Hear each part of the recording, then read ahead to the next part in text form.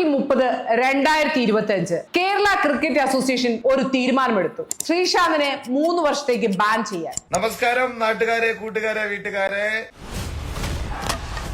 Once upon a time there lived a ghost.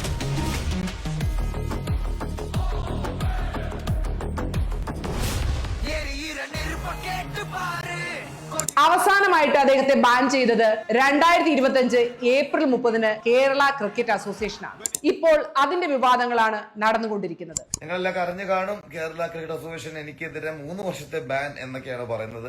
Ban ചെയ്യാനുള്ള reason KCAയിലെ ഭാരവാഹികൾക്കെതിരെ Sreesanth നടത്തിയ പരാമർശം ശരിയായില്ല എന്ന് പറഞ്ഞാണ്. സ്വന്തം ഗോഡ്സോൺ കൺട്രിയുടെ ഗോഡ്സോൺ സണ്ണായ സഞ്ജുവിനെ ഒന്ന് സപ്പോർട്ട് ചെയ്തു. അസോസിയേഷന്റെ എതിരെയല്ല ഞാൻ പറഞ്ഞത്. അസോസിയേഷനിൽ ഇരിക്കുന്ന ആളുകൾ ക്രിക്കറ്റ് കളിച്ചവരും കൂടെ ആയിരുന്നെങ്കിൽ എനിക്ക് തോന്നുന്നു ടിൻചാണ്ടിനെ പോലുള്ള ആളുകൾ അസോസിയേഷനിൽ വന്നാൽ വളരെ ഹെൽപ്ഫുൾ ആയിരിക്കും എന്ന് മാത്രമാണ് പറഞ്ഞത്. ശ്രീശാന്ത് പറയുന്നത് സഞ്ജു സാംസണിന് ശേഷം ഒരു ഇന്റർനാഷണൽ പ്ലെയറെ KCA ഉണ്ടാക്കിയിട്ടില്ല എന്നാണ്. അതില് സത്യമുണ്ട് താൻ. മലയാളി താരങ്ങളായ സച്ചിൻ ബേബി, വിഷ്ണു വിനോദ് ഇവരെയൊക്കെ KCA പിന്തുണച്ചില്ലെങ്കിൽ മറ്റാരാണ് പിന്തുണയ്ക്കേണ്ടത്? KCAയുടെ ഒരു വീഴ്ച കാരണം സഞ്ജുവിന് വിജയ് ഹസാര ട്രോഫി ടൂർണമെന്റ് കളിക്കാൻ സാധിച്ചില്ല.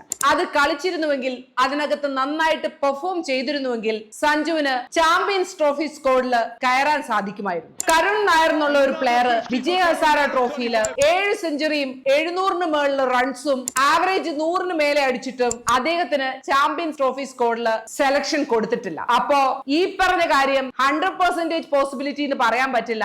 എങ്കിൽ പോലും ഒരു വിക്കറ്റ് കീപ്പർ ബാറ്റ്സ്മാൻ എന്നുള്ള നിലയിൽ സഞ്ജുവിന് പെർഫോം ചെയ്തിരുന്നെങ്കിൽ അതിന് സാധ്യതകൾ ഉണ്ടായിരുന്നു. അടുത്തൊരു കാര്യം ശ്രീശാന്ത് പറഞ്ഞത് ആരും ശരിവെക്കുന്നത് തന്നെയാണ്. ക്രിക്കറ്റിനെ കുറിച്ച് നല്ല ഗ്രാഹ്യമുള്ള ഒരാൾ തന്നെ KCA പോലുള്ള ഒരു സംഘടനയിൽ ഭാരവാഹികളായി ഇരിക്കണമെന്ന്. CCL പോലുള്ള കളികളിൽ 1-2 കളികളിൽ ബാറ്റ് വീശിയത് കൊണ്ട് ആ ഗ്രാഹ്യം ഉണ്ടാവണം എന്നില്ല. ഇങ്ങനെയൊക്കെയുള്ള പരാമർശങ്ങൾ കൊണ്ടാണ് ബാനിങ് ഉണ്ടായതെന്നാണ് ശ്രീശാന്ത് പറയുന്നത്. KCA ഇതിന് ബദലായി പറയുന്നത് സഞ്ജു സാംസൺ ഇഷ്യൂവിന്റെ കാര്യത്തിലല്ല തങ്ങൾ ബാൻ ചെയ്തിരിക്കുന്നത്, തങ്ങളെ അല്ലെങ്കിൽ ഒരു സംഘടനയെ ഡിഫെയിം ചെയ്യാൻ നോക്കി എന്നുള്ളതിന്റെ പേരിലാണ് എന്നാണ്. എന്താണെങ്കിലും കേരള ക്രിക്കറ്റ് പുകഞ്ഞുകൊണ്ടിരിക്കുകയാണ്. പുകച്ചിൽ മാത്രമേ ഉള്ളൂ. നാഷണലി അല്ലെങ്കിൽ ഇന്റർനാഷണലി കളിക്കാൻ കളിക്കാരൊന്നും ഉണ്ടാവുന്നില്ല എന്നുള്ളത് തന്നെയാണ് സത്യം.